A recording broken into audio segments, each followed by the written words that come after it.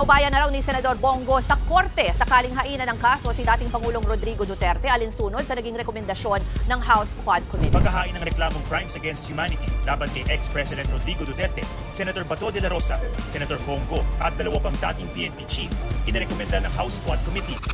Perpetrators of crimes against humanity under Section 6 of Republic Act 9851 or the Philippine Act on Crimes Against International Humanitarian Law, Genocide and Other Crimes Against Humanity.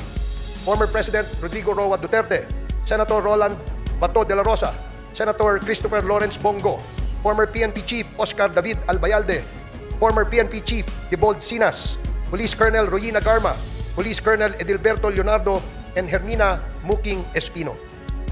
Number 3, the co-conspirators in the murder of Chu Kintung, Li Lanyang, and Wong Mengpin, the 3 Chinese nationals killed inside the Davao Penal Prison and Penal Farm on August 13 of 2016. Former President Rodrigo Roa Duterte, Police Colonel Royina Garma, Police Colonel Edilberto Leonardo, SPO4 Arthur Narsolis, and Superintendent Gerardo Padilla. Number 4, individuals involved in the murder of General Wesley Barayuga, Police Colonel Royina Garma, Police Colonel Edilberto Leonardo, Police Lieutenant Colonel Santi Mendoza, former PNP Officer Nelson Mariano, PSMS Jeremy Tox Kausapin, and Juan alias Loloy. Walang nagawa.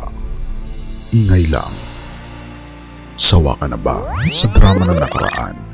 Kung ikaw ay naniniwala sa literato ng ating Pangulong Bongbong Marcos Jr. at ang ginagawa ng Quadcom, tiyak na isa ka sa mga nagtataka kung bakit hanggang ngayon ay tila hindi pa rin mawala ang ingay ng kampo ng dating Pangulong Duterte, Vice President Duterte, Bongo, Bato at PDP Laban. Isama mo pa dito ang mga vloggers at mga sumusuporta sa dating administrasyon kahit tila napakaraming mga batikos sa kanila. Bakit nga ba sila tila nagiging sagabal sa inaasam na bagong direksyon ng bansa? Kung DDS ka man dati o simpleng nagmamasid, oras na upang magising sa bagong realidad. Ang PDP Laban sa paksyon ni Duterte, Vice President Sara Duterte Carpio, Senator Bato, Attorney Harry Roque, DDS vloggers at mga supporters, mga pangalang tila nais kontrolin ang naratibo ng politika. Ngunit sa kabila ng kanilang ingay, ano nga ba ang napatunayan nila? Paano kung sila mismo ang dahilan kung bakit hindi makausad ang ating administrasyon at bakit tila inaayos natin ang pagkakamali ng nakaraang administrasyon? Nasaan naman sila nang kailangan natin magsalita sila para sa ating bayan?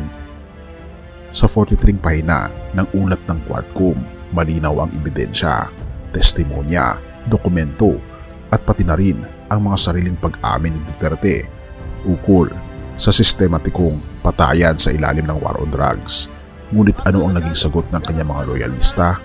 Ingay lamang, walang konkretong hakbang na magtatanggol sa kanyang pamana.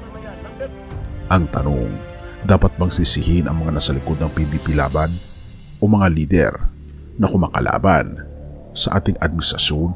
Siguro hindi sa kanilang salita, kundi dahil wala silang magawa. Ang tanong, sa pananahimik ng PDP Laban, tila ba alam na nila na hahantong sa ganitong pangyayari ngayon ang kaso ng mga Duterte? At sa kabila ng lahat ng ito, pero bago ang lahat ng yan, may pasabog ako sa inyo dahil ang Great Controversy na isa sa pinaka-best-selling na libro ngayon patungkol sa propesiya sa Biblia ay halos 40% off. Mabibili mo ito sa halagang 497 pesos na lang. Kung interesado ka kaibigan, i-click mo sa description sa baba at mabubuksan ang iyong mga mata sa mas malinaw na pangitain sa iyong hinaharap. Tayo'y magpatuloy. Ano ang naging papel ni Senator Bato de la Rosa at Senator Christopher Bongo? Dalawa sa pinakamalapit na tao kay dating Pangulong Duterte, ngunit wala silang konkretong nagawa upang sagutin ang seryosong aligasyon laban sa kanilang boss at laban sa kanila. At ngayon, tila nawawalan na rin ang mga tinig na dating umalingaw sa social media mula sa mga DDS vloggers na sumusuporta sa dating administrasyon. Ngunit bakit? Narito ang malaking tanong. Ano ang nasa likod ng kanilang katahimikan ngayon? At dati ay sobrang ingay nila? Ang sagot, hindi ito dahil sa kawalan ng pagmamalasakit, kundi sa kawalan ng direksyon. Sa madaling salita, tila wala silang malinaw na plano upang harapin ang mga issue tulad ng mga kaso ng Quadcom. Kung sa simula pa lamang sana ay kinilala na nila ang mga pagkakamali, baka hindi umabot sa ganito. Pero hindi nila ginawa. Ngayon, bigyan natin ng pansin ang mas malalim na konteksto. Si Atty. Harry Roque, ang minsang tagapagtanggol ng dating administrasyon, ay tila mas abala ngayon sa kanyang pagtatago. At si Vice President Sara Duterte, nasaan ang kanyang pagkilos upang tulungan ang kanyang pamilya? Ang resulta, isang napakahinang pagtatanggol sa di umanong war on drugs na ipinagmamalaki ng dating administrasyon noon. At ngayon ay hindi nila mapigilan ang Quadcom sa kanilang mga galaw. Perpetrators of crimes against humanity under Section 6 of Republic Act 9851 or the Philippine Act on Crimes Against International Humanitarian Law, Genocide and Other Crimes Against Humanity. Former President Rodrigo Roa Duterte, Senator Roland Bato de la Rosa, Senator Christopher Lawrence Bongo, former PNP Chief Oscar David Albayalde, former PNP Chief Dibold Sinas, Police Colonel Royina Garma, Police Colonel Edilberto Leonardo, and Hermina Muking Espino. Number 3, the co-conspirators in the murder of Chu Kintung, Li Lanyang, and Wong Mengpin, the 3 Chinese nationals killed inside the Davao Penal Prison and Penal Farm on August 13 of 2016. Former President Rodrigo Roa Duterte, Police Colonel Royina Garma, Police Colonel Edilberto Leonardo, SPO4 Arthur Narsolis, and Superintendent Gerardo Padilla.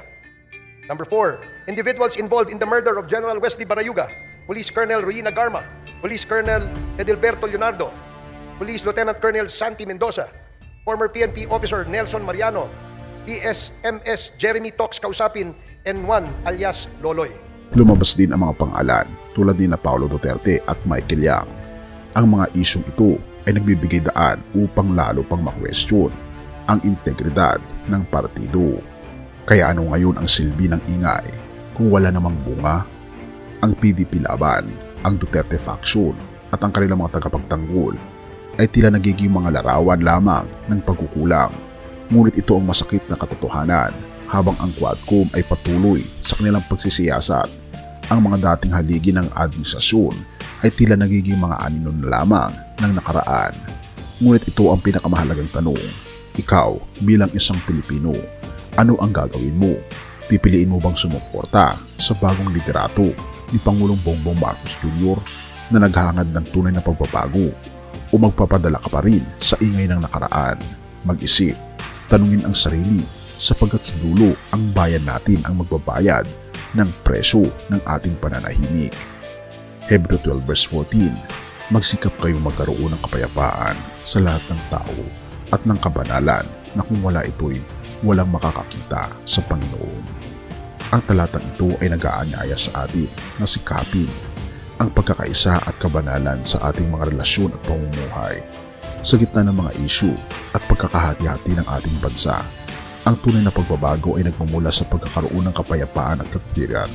Bilang mga mamamayan, mahalaga ang pagiging mapanuri at responsable, ngunit higit sa lahat ang pagkakaroon ng malasakit at pagkakaisa upang maituwid ang landas ng ating bayan. Naway magsilbing paalala ito na ang kapayapaan ay hindi lamang responsibilidad ng mga lider, kundi ng bawat isa sa atin. Purihin ang ating Panginoon Diyos at tayo manalangin. Ama naming Diyos ng mga Panginoon sa lahat na nasa langit, na siyang umiibig sa buong sangkatauhan. Kami po ay dumudulog sa inyong harapan upang humingi ng patnubay para sa aming mga pinuno. Bigyan niyo po sila ng karunungan upang makagawa ng makatarungan at tamang desisyon para sa ikabubuti ng aming bayan. Dinadalangin din namin ang kapayapaan sa aming bansa. Naway magkaisa ang bawat isa sa layuning magtaguyod ng kabutihan at pagkakaunawaan.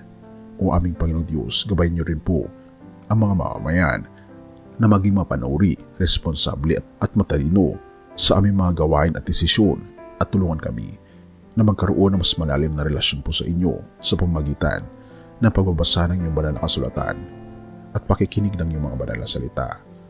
Tulungan kami, Panginoon, na sundin ang iyong mga kagustuhan sapagkat binabanggit niyo sa John 14 verse 15, kung ako ay inyong iniibig, ay tutuparin ninyo ang aking mga utos. O Panginoon, susundin po namin ang inyong pong mga kagustuhan, ang inyong mga utos, at tulungan kami mabuhay sang-ayon sa inyong pong kagustuhan. Patnubayan po kami at salamat sa pagdinig ng aming mga panalangin at patawarin po kami sa lahat ng aming pagkukulang at pagkakasala sapagkat ito ay sa aming hiling sa matamis na pangalan ng aming Panginoon Jesus. Amen.